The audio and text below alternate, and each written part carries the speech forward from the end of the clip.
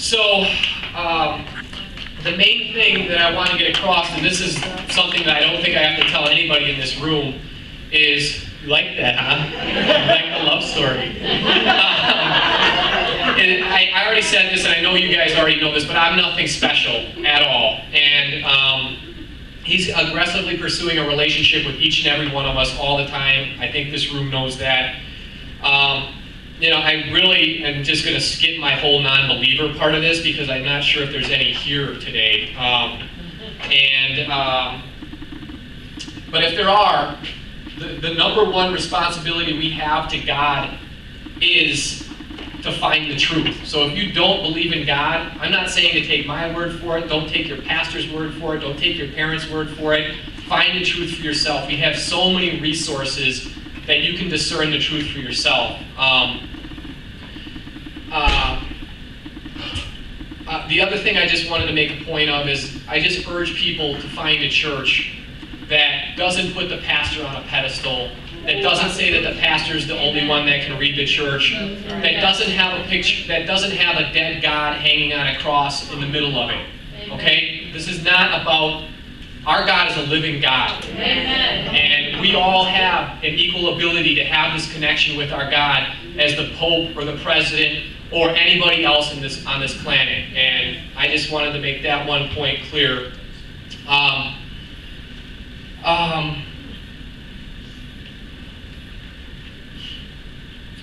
So the other thing that I wanted to talk about is the concept of doing God's work.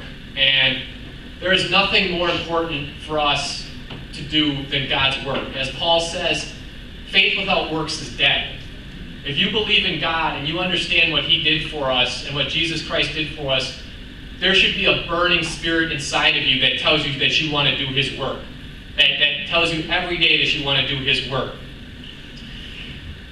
If you've spent more time in the last 3 months on Fox News or listening to what Mitt Romney has to say or what President Obama has to say than you've spent doing God's work, there's a problem. If you've spent more time watching the Bears or the Cubs or the White Sox than doing God's work, that's a problem. If there was as much effort put behind God's work as been put behind Mitt Romney's campaign this year, this world would be a completely different place. There is no difference between Mitt Romney and Barack Obama. No difference whatsoever.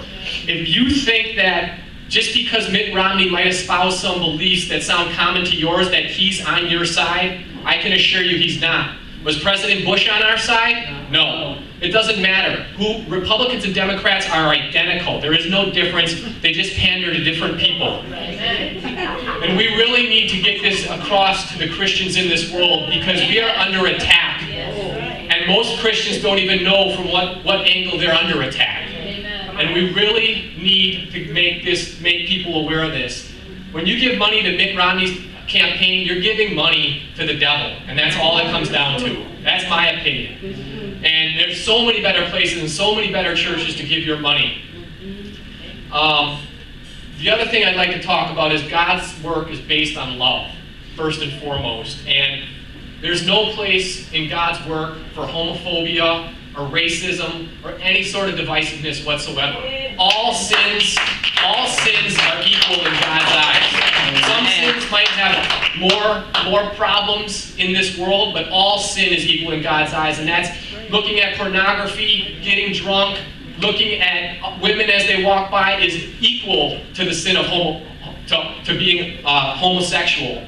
And there's no room in Christianity for that type of thought or that type of behavior. We need to, the bigger the sinner, the more love we should have for them, just like Jesus Christ did. Amen. Yes. It's our responsibility to spread the truth of this world. Does every single person in your life, every person you work with, every person you know that you're a Christian? Every single one. What I did when this truth came to me, and I'm not saying that you have to do this, I'm just telling you what I did. I sent an email out to every single contact in my contact list, all 1,500 people. Some I hadn't talked to in 10 years with my testimony and what had happened to me. And I don't just tell you to do this, so that people know that. Number one, it is God's word. It's the Great Commission. That's what Jesus told us to do, is go out and spread his word. If you don't have a testimony like me, you can still tell people around you what God's done in your life. And you should never be shy about it. You should be bold about it. A testimony or what God's done in your life is just a personal story about what's happened to you. It's not pushing anything down somebody's throat. It's just you telling them, this is what's happened in my life, the same way as if you would have went on vacation or any other sort of thing in your life. It's just simply a story of what's happened in your life. And the most important reason for doing this is, number one, the scripture says, if God be for us, who can be against us?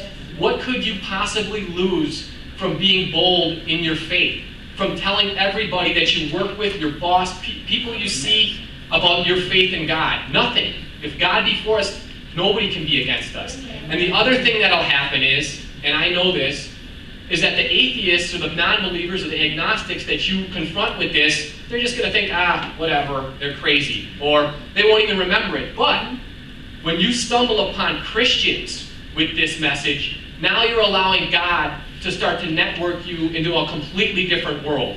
And that's what happened with Kathy. And that my life is a testament to what happens when you allow God to work in your life by being bold in your faith.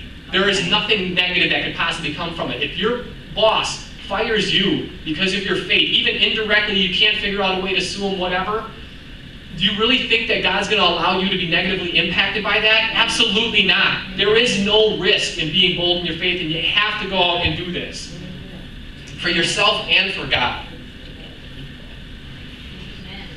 Amen.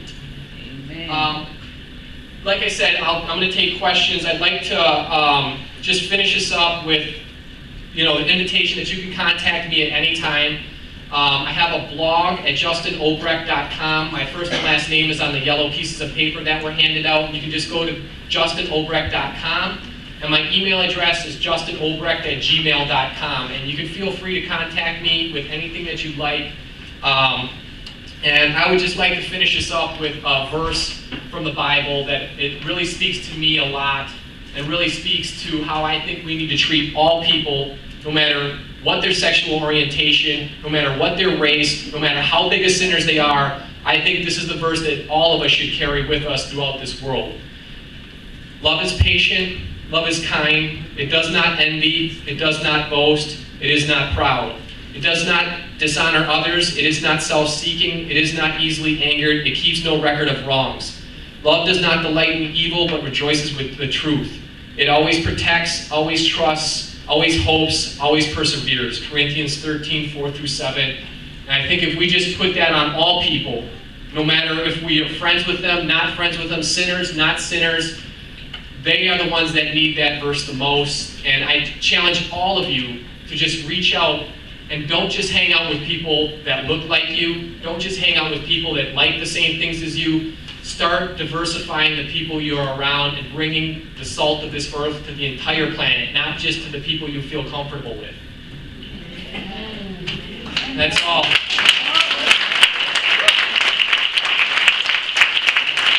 Thank you.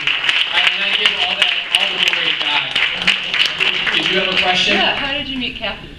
How did I meet Kathy?